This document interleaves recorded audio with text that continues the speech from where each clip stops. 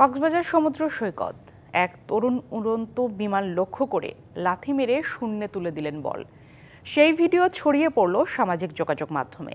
এ নিয়ে বিমানবন্দর কর্তৃপক্ষ সহ সংশ্লিষ্টরা বলছেন, ছড়িয়ে পড়া ভিডিও চিত্রটি মোবাইলে ধারণের কারসাজিতে মানুষের মাঝে বিভ্রান্তি ছড়িয়েছে। সৈকতে যে স্থানে ভিডিও ধারণ করা হয়েছে তাতে কোনো পেশাদার ফুটবলারের পক্ষেও লাথি মেরে উড়ন্ত বিমান স্পর্শ করা সম্ভব নয়।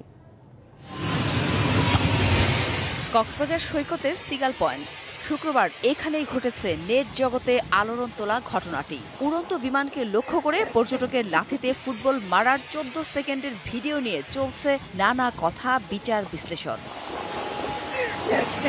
যদিও এ ব্যাপারে কক্সবাজার বিমানবন্দর কর্তৃপক্ষের কেউ ক্যামেরার সামনে কথা বলতে রাজি হননি। তবে দায়িত্বশীল অনেকে বলছেন, সৈকতের যে জায়গায় ভিডিও ধারণ করা হয়েছে সেটা বিমানবন্দর থেকে অন্তত 3 কিলোমিটার দূরে।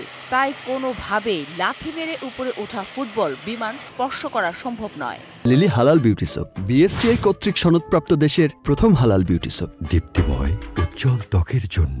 কক্সবাজারে 1000 ফুট উপর দিয়েই যায়। তাই একটা এই ফুটবল নিচ থেকে দিয়ে 1000 ফুট তোলা, এটা কি আদৌ সম্ভব? এটা আমারও প্রশ্ন।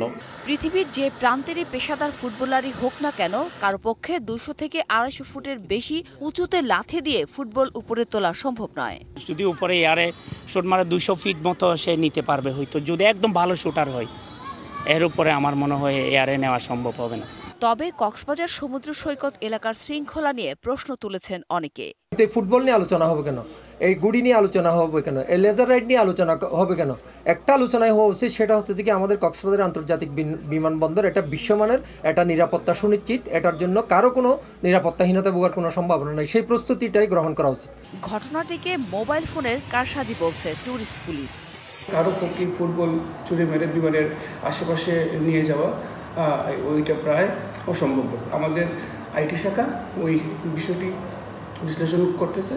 আমরা ওইটি করার পরে আমরা বুঝতে পারবো এই ভিডিওটি কিভাবে করা হয়েছে। তবে ঘটনা যাই হোক, আগামী জুলাইতে আন্তর্জাতিক মানের রূপ নিতে যাওয়া কক্সবাজার বিমানবন্দর নিয়ে সবাইকে সতর্ক থাকার কথা বলছেন সবাই।